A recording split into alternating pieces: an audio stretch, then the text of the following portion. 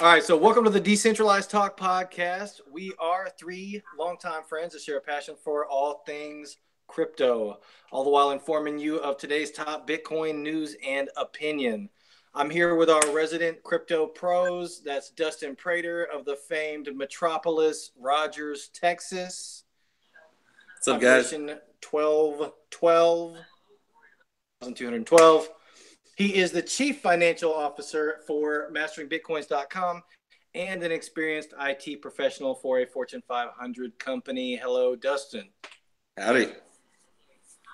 All right, and we got Heston Rennick of he's the director of web application and internet development for masteringbitcoins.com, as well as an experienced IT solutions agent for numerous snobby East Coast schools. In his spare time, good to be here, guys. Let's get into some crypto news. All right, cool. And of course, I am your humble co-host, Brandon Suttles, residing in swampy Houston, Texas. And I serve as a social media and marketing director for masteringbitcoins.com. And I am the proprietor of cleanuphouston.net. Any investment advice expressed on this program is the sole opinion of the speaker, and you should in no way make any investment decisions without doing your own research and taking responsibility for your own. So let's go ahead and jump right in. We got a great show for you guys today. Let me tell you what we're going to be covering. We're going to talk about criminology or criminalization of Bitcoin. We're going to have a coin debate, and we're going to talk about Kin coin today. Is it a good coin? Is it a bad coin? You know, would you put your money into it? And of course, we're going to have our top picks for the upcoming week, and everyone's going to do a little explanation as to why they picked that coin.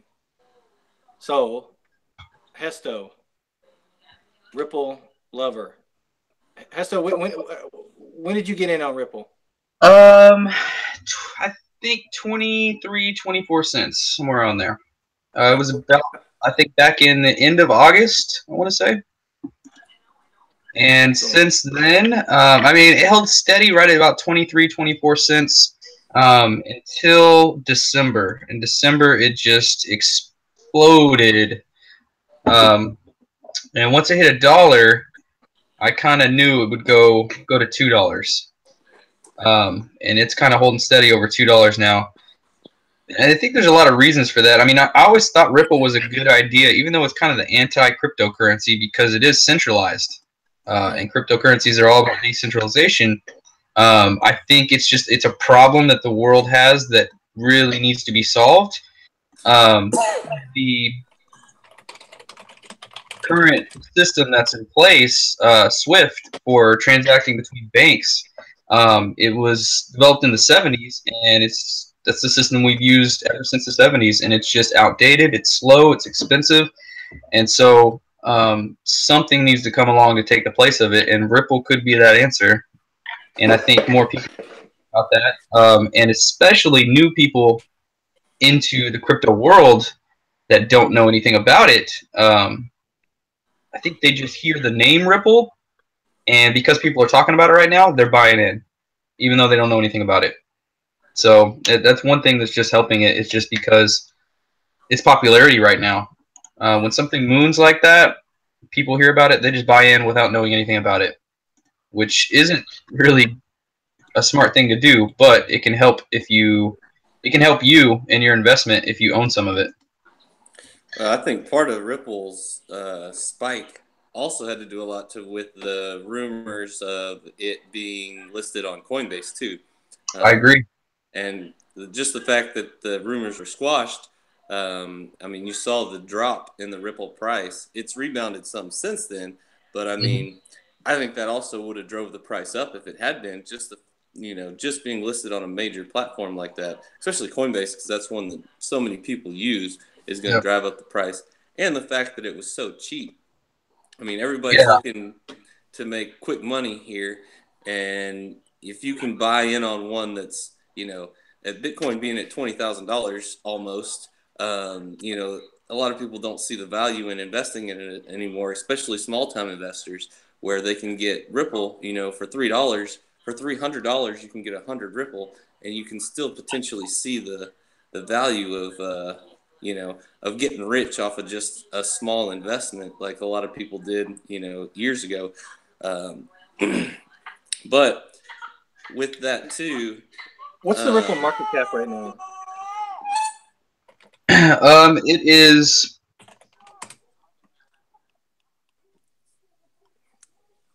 Let's see. It looks like it is 126 billion. Which, I mean, in my opinion, I think Ripple is extremely overpriced right now. But I think a lot of that has to do with, the rumors of it being on Coinbase. When I heard about that, I was excited because I had some invested, and I knew it was going to shoot up when people heard about that. And that's exactly what it did. And now it still probably will happen. I still think that Coinbase will support Ripple in the future, but it doesn't look like it's going to happen just yet. Before I got called off by this crying baby, I was going to say I actually read an article about Ripple today that one of their main objectives for 2018 is to become more decentralized. They've hired on a bunch of new team members just in the focus of creating more decentralization in their network. So let me ask you. So some of the things that scare me about Ripple is that, one, it's pre-mined, right? And two, I think it's the inside people. I've heard all different numbers, anywhere from 20 to 70% of it's pre-owned. Yeah, by the like developer, the original, right? The original developers, yeah. But I mean, you can kind of argue the same thing with Bitcoin. I mean, Satoshi, he owns what, 6 million of that 20 million. Now, who knows if he's even alive anymore? But I mean, he owns a huge chunk of Bitcoin. Just a lot of the currencies are that way, though. True. I mean, pretty much all of them. I mean, but that's just like a business, Exactly. Majority of stock market businesses, the majority of stockholders are owners. So, if you look at old Bitcoin Cash, the guys that hard forked off of Bitcoin, they saw problems with Bitcoin, and they were like, we can make a better Bitcoin, one that's faster, one that has lower transaction fees, ones that can have larger blocks that hold more data. And so they decided to fork off and make Bitcoin Cash. But before making it public, they decided to keep a couple million coins for themselves. Which, I mean, who wouldn't do that if you're developing a coin? It's just the original owners of the coin, the developers of the coin, just like the business, are going to have the biggest share. So I don't think that's that big of a deal that that there are like 2 or 3 guys that really own a shit ton of Ripple. And we were talking about it the other day for a couple minutes there when Ripple was over $3.50 or something, $3.60. One of the original developers became the richest man in the world for a couple minutes. So okay. So another thing that scares me about Ripple, and maybe y'all can speak to that, because I think you guys made a really good point for the last question. Where's the room for this to go up? Right. So if the total supply is basically 99 billion, every penny that it goes up from here is crazy. I heard the other day that if Ripple gets to $5, it's valued higher than Apple. Yeah. I don't think it does have a lot of room to go up, to be honest with you. I don't either. Huh? I don't think it has any room to go up because I think it's overpriced. So no. So would you sell it right now? I mean, if you had Ripple right now, are you selling it, or are you holding on? I'm not selling just yet because if it does go live on Coinbase, it's gonna moonshot again, and then I'll sell. But it's in the back of my mind because I don't think it's gonna go much higher than this. Okay. Just because its circulating supply is huge, huge, huge, huge, huge. And its market cap would be so enormous for it to go up to $5. I mean, See, I like the price point of $5. I think it sticks around $5. If it gets there, I don't think it goes anywhere. I think it stays there. I don't think it goes much higher than that. I think it sticks there, and it may fluctuate down a little bit, but I don't see it going up much more than that. And then I don't see it going down from here much more than $3. I mean, sure, like all of them, it's going to be super volatile. So, I don't. There's at some point it could go down to $1, but I think its mediation range is going to be between 3 and 5 from here on out. But I mean, that's just what I think. yeah. I have no. So hang on till 5 at least. True knowledge. You guys are both saying the same thing. You're saying hang on till 5, and Hesto's saying hang on until it gets adopted by some of the bigger exchanges, and those are probably one and the same thing, right? Yeah. So, like. I think yeah, you should hold on till it hits 5, but don't be surprised if it doesn't hit 5. Yeah. Right. I'm not ruling it out that it'll hit 5. It definitely has a possibility to do that. But I wouldn't go any higher than 5, definitely. Yeah. Yep. I mean, it would pass Bitcoin. By that point, it would pass Bitcoin in market cap. And I mean, who would have thought Ripple would be passing Bitcoin in market cap? But who would have thought Ripple would even be number 2 in market cap? That's fucking crazy. Well, really? I mean, the strong point for Ripple is it's going to get, and it's already getting a lot of publicity.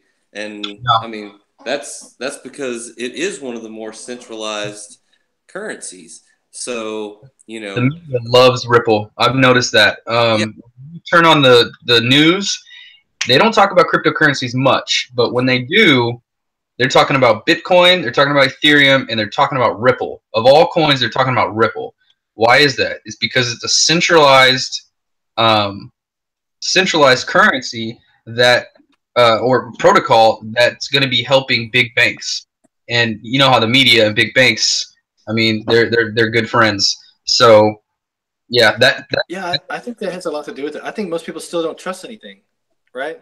Oh, yeah. So when Exactly. you pick a coin, even though people get into cryptocurrencies because of decentralized and they got a very kind of anarchist or libertarian kind of a mindset, at the end of the day, I think there's a part of everybody that says maybe you expect that the governments of the world kind of figure out, or the big banks of the world figure out a way to at the end of the day. Yeah. Cool. No. And I mean, all right. So I was just going to say, I know not only that, but with Ripple, just the fact that it's in the media so much, a lot more people are hearing about it, and that's another reason. Just the publicity alone is allowing it to get a lot more. I've had probably 10 people in the last week just ask me about how to buy Ripple that don't know anything about cryptocurrencies at all. Same here. Because they see it at $3 and they think that they're gonna buy a bunch of it at $3 and become a millionaire. Everybody's looking to get that thing that makes them a millionaire, And when you see something that is so low at $3, and you can buy so much of it at $3, that you think that's the ticket. That's my millionaire ticket. But I've had so many people ask me that really don't know anything other than the name Bitcoin. They ask me, well, what's Ripple? How do I buy Ripple? And they don't know anything about it. And that just shows, like, they heard it on the news, They heard it on the news. They don't know anything about it, but they heard it on the news. Well, the problem is helping Ripple so much. They don't want to know anything about it. They just want to buy it. Exactly. But I mean, well, yeah. If you got in low, that's a good thing, though. Yeah. Oh, yeah. I actually bought Ripple at 17 cents, personally. Yeah. Wow. Wish I'd have bought a lot more. Me too. God, me too. No, I mean, I love the problem that they're trying to solve Yeah. because, I mean, I don't know if any of you guys have ever transferred money from banks to banks, but it takes forever. It takes Oh, forever. I Um, transfer a payment for my truck payment every month from bank to bank. It takes 9 days for that transfer to go through. wow. Um, And what's the fee on that? I don't know. I've never actually looked. I should probably look into wow. that. You just Your fee is pay it, high. right? Yeah. Your fee Yeah. is high as hell. But what are you gonna do? You have no other option. You It's the just pay. easiest way to do it too, honestly. Yep. But one thing I did notice is we were talking about the media and stuff is that media attention that Ripple's getting, it's helping it so much, and it's obvious too because when it was at $1 just a couple weeks ago, or maybe 2 weeks ago, it was $1.50, $1.60, somewhere around there, and the main developer, the guy that started it, was on CNBC doing an interview, and he put it in layman's terms, and just the analogy he used. Uh, I guess really resonated with people, and it blew past 250 that day. He said that it's fat right now. It's faster for me to get on a plane, fly to London, and give my friend $50 than it would be to go to my bank and send it to my friend in London. So, and I think that, like, in layman's terms, it sounds simple, and he's right. You know, It is faster to just fly yourself to wherever you're trying to send money to than to go through a bank, and that's the problem he's trying to solve. And I think people heard that and they got it, and they were like, you know what, that is something that needs to be fixed, and so they started buying Ripple. yeah. What just to kind of play devil's advocate here, though, and I don't know the answer to this. You know, sure, it takes 9 days to do a bank transfer, and it'd be faster to fly it to my friend, but not if they had like Venmo. Why is that not? That's like a total centralized. But Venmo is not. It's not decentralized. Venmo, you're still Well, going yeah, to the bank. absolutely. You're just But why taking is money. that one so quick compared to a bank transfer? That's a good question. That's a good question. I didn't know. I don't know about Venmo, but I know a lot of those. What they'll do is they basically front you the money. That makes sense. I didn't even think about that. So they front you it on the back end. Yeah. Yeah. Okay, cool. Well, so let me ask you guys then too. So we talked a little bit about Ripple. Talked about Bitcoin, obviously, kind of the star of the show. So we know obviously people aren't using Ripple to buy guns and drugs on the internet. So Bitcoin is not for that anymore. So maybe you guys can talk a little bit about what are the coins right now for privacy coin. So if I were going to buy some grenades, right, on the black market, which I'm not, what would be the best coin to use? Well, when I buy my grenades, I always use Monero. No, for the time being, and I think the real the real big thing right now is that no privacy coin has really just taken a hold yet. But I think for the time being, I think Monero has pushed past Verge and all those coins just for the time being. But I don't think it's going to be Monero in the end. It could be Verge. Verge has taken a nosedive last month, but it's tough to say. I would say right now it's Monero. But it could be Navcoin, it could be Verge, it could be Zcash. I mean, it's tough to say at this point, just because there's so many and they do so much of the same stuff. Yeah. I don't really want to divulge my gun buying on the internet. So I mean, no, I don't really actually know a whole lot about that side of it. Kind of what I do know, I mentioned earlier, where it was like the article I read that was saying a lot of them have been moving away from Bitcoin because you can actually see the transaction and all that, and have been moving to Zcash. I don't know why, and I didn't do any more research than that. I don't know how true that is, but that was just kind of the gist of that one. Yeah, I mean, I know. I don't. I think one. I don't know if you guys saw Verge last month just completely nosedive, downward facing Doge. Um, but that was because of news that came out that said Verge was leaking people's IP addresses when they would transact. There was like a glitch in the network that would leak people's IP addresses, and so obviously that turned people off to it because the whole point of Verge is to be a privacy coin and to be more encrypted than Bitcoin. So a glitch like that, where you can see somebody's IP address, is obviously going to be a huge deal for privacy coins. So, I mean, its price dropped, I don't know how many percent in a matter of days. And I've noticed that about the market in general is news because it's so speculative at this point. News controls prices a lot. Oh yeah. Good, man, those coins will skyrocket. When some Yeah. news comes out, like China blocked cryptos, just goes downhill. Buy the rumor, sell the news. Yep. All right, so Hesto, what's your top privacy coin? I would say right now it's got to be Monero. All right, Pete. I don't know. I honestly try to stay away from privacy coins.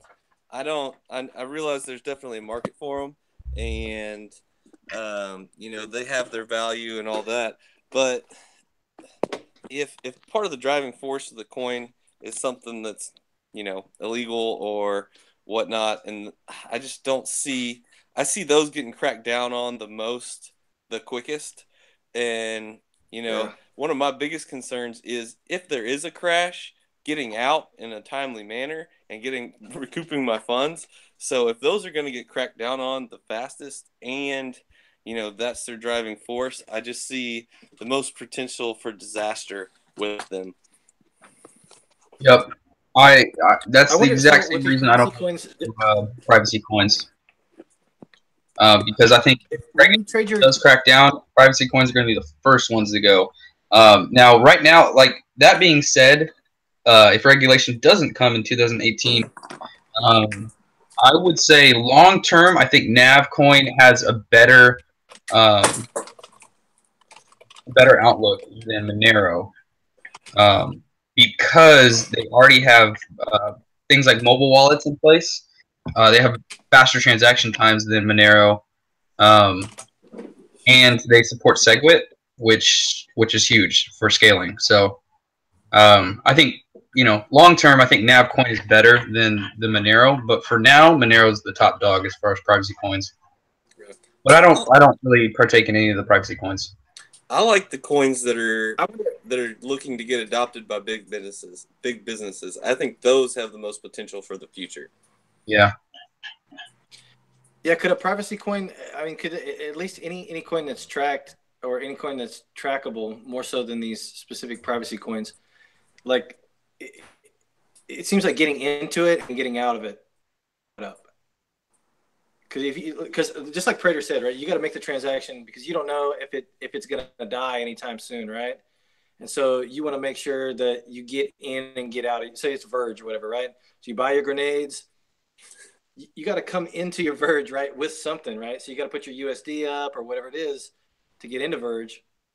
That transaction is going to be logged at least on one end, and then you do your transaction, and then pretty quickly try to get the fuck out of Verge because there's no reliability, right? Transact out of Verge into Bitcoin or whatever it is, they're going to trace it on the other end. Possibly. I just don't know enough about privacy coins. I haven't done basically zero research into them. So maybe you know a little more about them, Heston, but I've stayed away from them, really.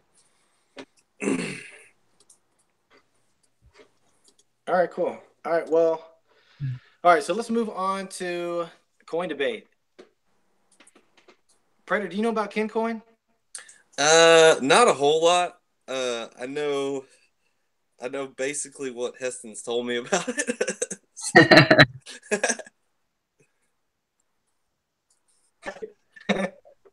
It's going to be Heston versus Heston. Yeah, I mean, I don't know. Maybe Kincoin wasn't the best one, but I mean, I know a little bit about Kincoin. The thing I like most about Kincoin is that going to be your top pick for the week? By the way, no. Okay. Well, okay. So go ahead. Coin of the week. No. Kincoin. Kincoin. There's lots. I did buy into Kincoin yesterday or the day before. So I do have a little invested in Kincoin. There's some things I like about Kincoin, and there's a lot of things I don't like about Kincoin. So I wouldn't just throw the whole bank at it. But the one thing I do like about Kincoin is the company behind it. Kick is a large company, and they're not going to just create a token just for shits and giggles. You know, they're a multi-million-dollar company, and they're gonna want to make money. So Kincoin, basically, they are trying to take the power away from large social media and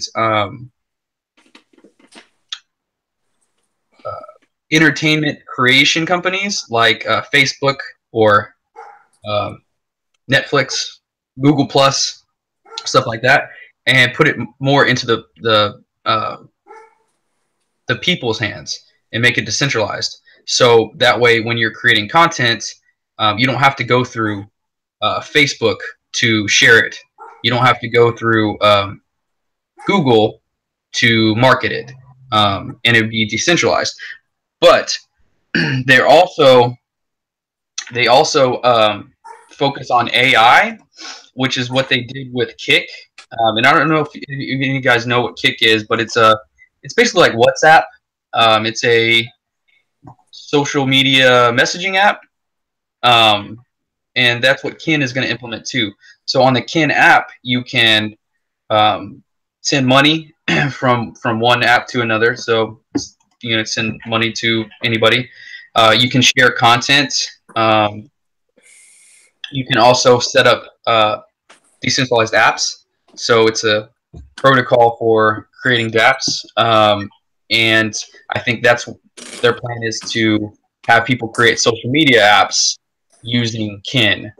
And when they developed Kin at first, before they started their ICO, they were on the Ethereum blockchain.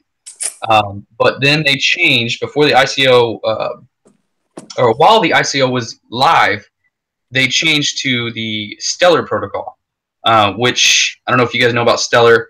It facilitates cross-asset transfers, so includes payments. But when you're trying to send something to somebody else, that's Stellar. So they decided to go with Stellar because of scaling instead of Ethereum, because Ethereum sometimes has problems with scaling. So all that being said, I think Kin, I don't know if the problem they're trying to solve is that great, but I do know that the company behind it is a good company. It's a stable company. It's been around for a while. And I think that they're going to put enough effort in where this could be semi-successful. And because it's so cheap right now, it's a good way to just get in really, really, really low. And I don't think it's going to go very high, because if you look at their supply, it's 10 trillion coins. So you're not going to see this go to $1. You're not going to see this go to $5 ever. There's just too many. Their circulating supply right now is 750 billion coins. So it's always going to be on the cheap. But and they're giving away coins like crazy. Exactly, they do give away coins. One of their one of the things that they do when you create content on the Kin network, it's basically like a contest. If you create content that is popular enough, you win that weekly contest and you get free Kin. So they give it away, I think that's why their total supply is so high. So they have enough where people can invest in it, but they also have enough where they can give it away on a weekly basis in their little contest. So I think that was their theory behind creating such a large supply of it. But because of that, it's always going to be really cheap. But I mean, if you can buy something at 0.0008 cents and it goes up to 0.001 cent, then you still made some pretty good profit because you can buy so many of them. Yeah, but it would take an ungodly amount of people that hard, right? What's that?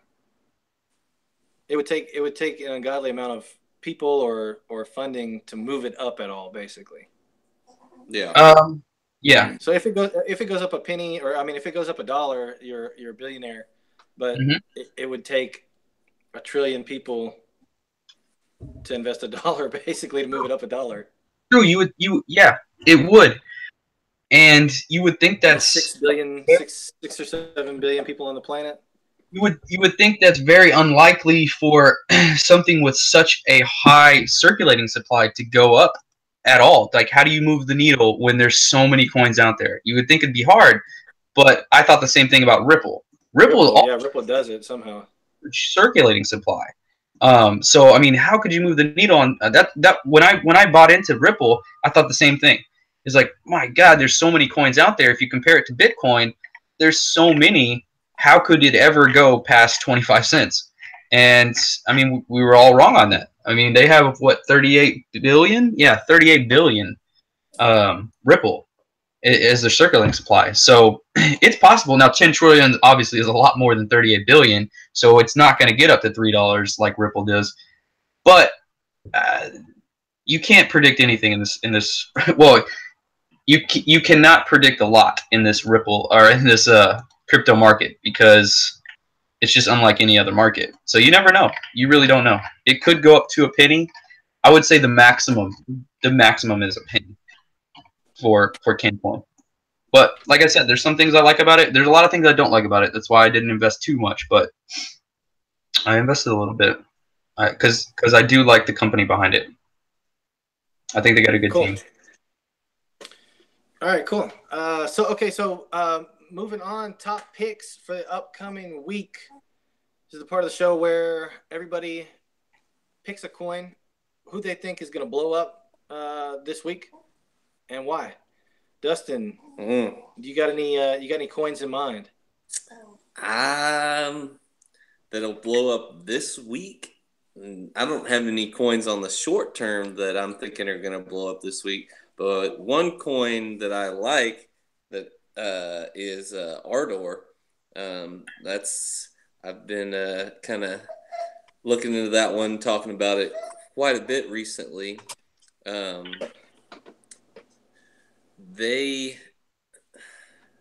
just kind of like the background of their coin as it's gonna. So I guess the best example to give would be that the problem they're trying to solve is like Ethereum. You've got and CryptoKitties. I know that's a big thing right now. So every time somebody's dealing with the CryptoKitties and trying to process a transaction with that, well, when somebody else is on the same network trying to process a transaction for something else, it's all using the same processing power on their network. Well, Ardor is taking that to the next level, and they're going to have a parent network with child networks. So you can set up your network within theirs to process it in a subsection of the main network. So it doesn't get bogged down. Yeah, so it doesn't get bogged. It's not, using the same resources necessarily as everybody else is with their with all their CryptoKitties in theory. Yeah. I think. I mean, I don't know how much you guys trade with Ether, but I think when the CryptoKitties thing really just blew up, everybody noticed that transactions just they got so much slower. And I mean, who would have thought something like CryptoKitties, the most retarded idea in the world, would bog down a huge network like Ether, you know? Yeah. But that just shows that there's so many different implementations for the blockchain technologies. You don't know what's going to happen. And if it gets big enough, you got to have a network in place that's going to be able to handle it. And I've read about a little bit of Ardor, and I like that too. I think that's a good way to prevent the slowing of transaction times by having the parent and the child um, blockchains. Yeah, and it's not it's based on NXT, which is a established coin. It's basically just so NXT is a what's the word I'm looking for? Open source version of Ardor. So Ardor is basically just the monetized version taken to the next level. So it's basically like version 2 of NXT. The updated, the newer version, and then they're going to take profits from it, I guess, or they're monetizing the coin. So it's something that's out there. It's something that's worked in the past, and I don't know. I think it's got a bright future. Yeah, I like it. All right, cool. All right, I'm gonna go next because mine's pretty simple. I'm picking Picoin. I got a new strategy, and that strategy is coinmarketcap.com, and and I basically from percent based on the last 24 hours, and who has the biggest, whichever is like the biggest shit coin. That's what I'm buying right now. I guess the idea, yeah, whatever it is.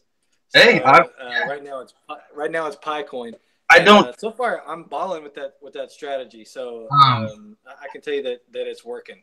I don't want to cut you off, but I don't know if you knew you could do this on CoinMarketCap. If you go to the top and go to trending, go to gainers and losers, it will show you the biggest winners and losers for the hour, 24 hours, or 7 days.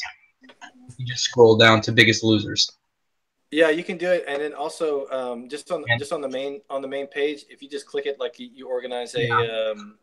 like a column in Excel, you can just organize them by biggest winners, and you double click it, and it'll do biggest losers. So who's buying in on that Trump? Trump coin. Trump coin is going to be huge. Ron Paul coin. Ron Paul coin, man. If Dude, you would have bought in a on Ron Paul coin at the right time, we would all be millionaires if we bought in a Ron Paul coin at the right time. Oh man, it mooned so hard. It's good. It comes with a every time you buy a coin, instead of getting like gas, you get a free one of those freezers, one of those freeze dryers that he sells on TV. Oh, okay. So what is Picoin? I mean, do you know anything about it, or are you just buying it just because it's Shitcoin. down? That is it. Picoin has the same story as every other coin, and its goal is to facilitate the giving on social media and to facilitate P2P transactions, giving one to one. It does have an initial supply of 430 million, and there's 72 million in circulation right now. So there's still a lot of room for it to move up, and it does have a finite supply with a realistic cap.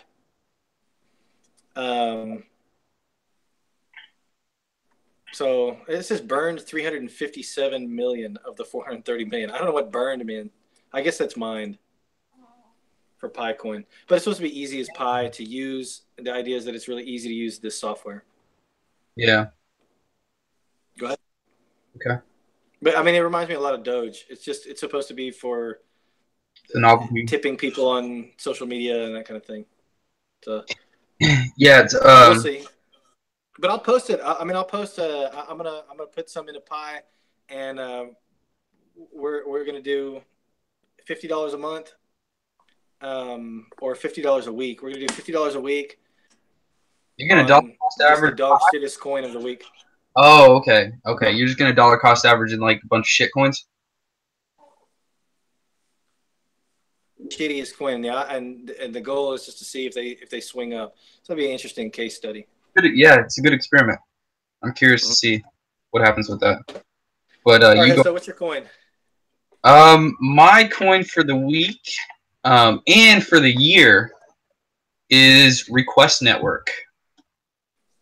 I don't know if you guys have heard about this one. I love this Request Network, man. I really, really, really like what they're doing.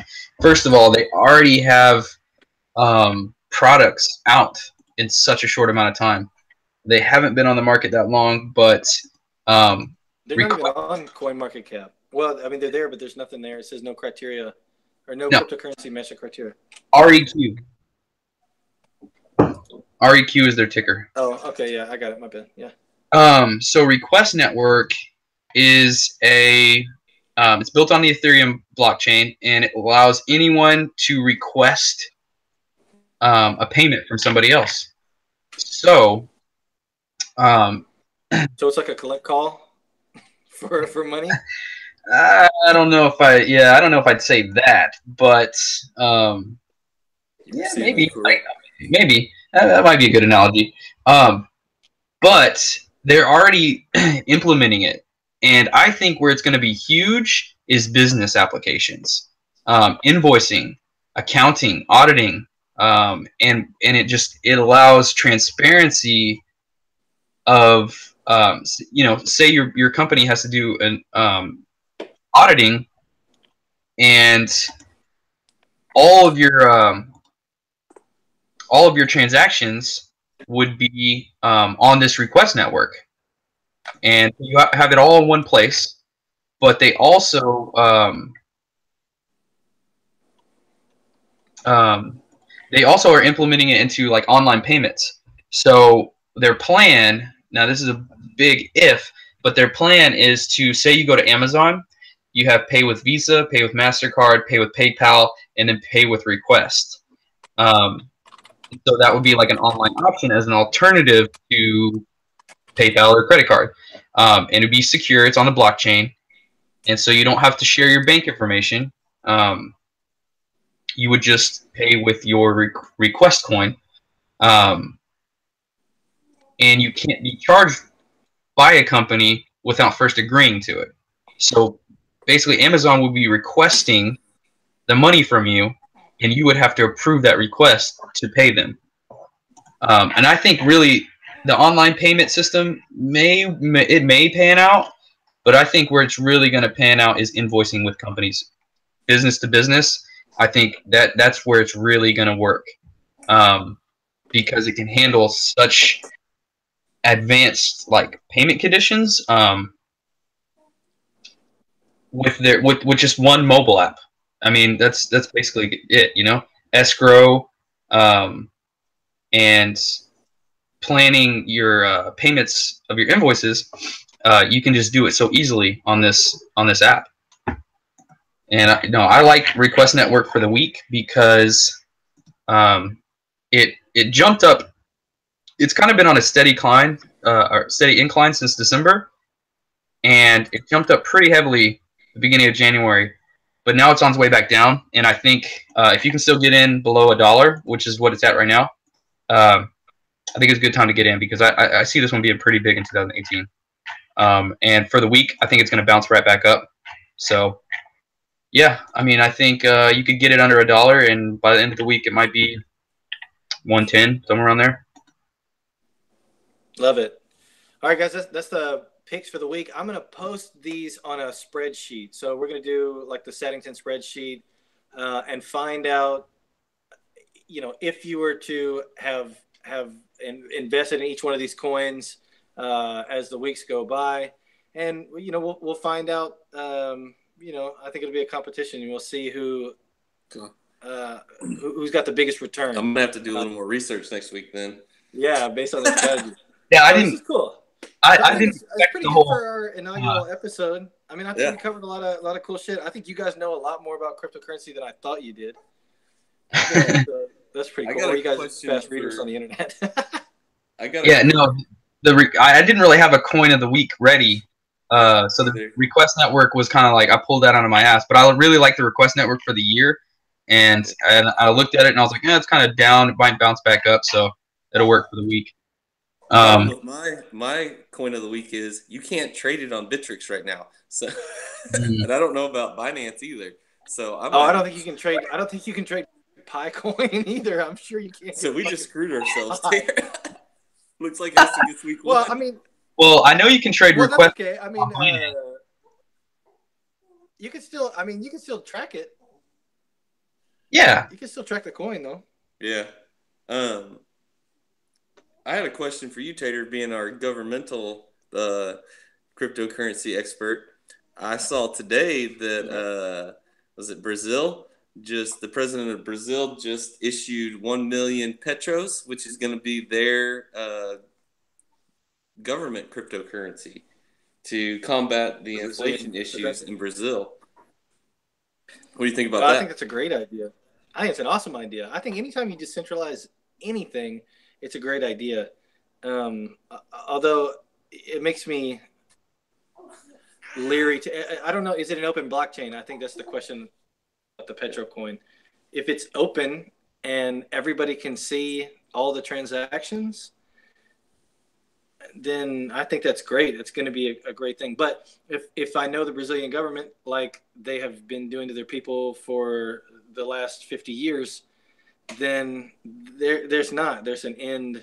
You know what I mean? There's a means to the end. So, and also here's my other question. You can combat inflation in Brazil without issuing your own Brazilian cryptocurrency. Yeah. They can just use Bitcoin. Yeah. So why don't you just encourage them to use Bitcoin, or encourage them to use Omisco, or encourage them to use Ripple? I guess Ripple wouldn't work for peer-to-peer transactions, but Bitcoin. Omisco. Bitcoin. Definitely Omisco. Bitcoin's too slow. Yeah, definitely Omis. I would say I was talking to Prater about this earlier today. When I was transferring all those funds into the wallet, Omisco was the slowest one. Ether took a minute or two. Litecoin took like 5 seconds. Bitcoin also took like a minute and a half. But Omisco took like 2.5 minutes. Like it was really, really slow. And I don't know why that is. I don't know if their network's clogged up right now. I don't know. But I just noticed that it was really slow. I don't think Omisco has even gone. Skyrocketed so high. Slowing down the networks. People are like, what the fuck? They're not even have a working product yet, though. No, it's still in development. No. Yeah. So. Which is to me, which is cool because so right now it's just tokens, right? So yeah, when it actually becomes the working product, then you kind of get credit for being in on it early. Yeah, and you can buy and trade it. I mean, you can trade it right now live, anyways. So if you want to cash it out for Bitcoin or whatever, you can do that live before any of the launch. Talking about like working products, Tron. I was telling Prater about Tron like last month, and I was telling him how I kind of liked it. I liked where their idea. I liked where the head was at. And I was telling him that I was thinking about buying some. I was thinking about buying some Tron, and then all of a sudden, it shot up 570% the other day. Or no, it shot up 250% one day. And then I was telling Prater, I was like, God damn it, I missed my opportunity. I was talking about this for a month, and I didn't ever buy any. I just sat there and was just too lazy to buy it. And then it shot up 250%. And we kind of looked at the charts, and we were like, oh, well, it's going to bounce back. It's way overbought right now. And the next day it went up 560%. So it did bounce back. Now it's starting to go back down now. But the thing about Tron is their roadmap doesn't have them having a working product until 2028. 10 years. They're not going to have a working product for 10 years. And this thing already has, what's their market cap? I mean, they're like number, 6 or 9 on CoinMarketCap? I mean, their CoinMarketCap is ridiculously high. They're so overpriced right now. It's overvalued. because if you're not going to have a working product for 10 years, I mean, what are you buying exactly? Like, I like their idea. So let me ask you. So that's a really good point. So what happens to Bitcoin in 10 years? So Bitcoin's already That's hard. slow as shit, right? Yep, and And expensive, super expensive it's super expensive. transaction. And so so I think we asked this question on Twitter, like at what point do an altcoin is just a coin that's not Bitcoin. But when Bitcoin becomes the second or third or fourth or fifth dog in the fight, then what is an altcoin anymore, and how does that affect price? I think the terminology will have to change because, yeah, I mean, when I first got into cryptos, Bitcoin was like 60% of the market, its dominance on the market, and now it's dropped down to 30 something percent. I mean, it's still the most dominant coin by far, but yeah, I mean, I've always said it's going to get taken over eventually. The first, Not to mention, everybody tells me that they just call all cryptocurrencies Bitcoins. yeah, I hear that too. Yeah, I hear that too. But I think the first dog in the fight is never really the best. Napster didn't last, but it was the first, and it was the most popular for a while. But look at it now; it got shut down. It got trampled by other better companies. So you can already see other coins that do exactly what Bitcoin does, just better, like Litecoin. Um, and so no, it'll get passed up eventually. But what happens to it then? I don't know. I don't know. I don't know how far it'll drop. I don't know if it'll just go into oblivion. I don't think it ever will, just because it's Bitcoin and it's just been the king for so long. But it's really tough to say. It's really tough to predict that.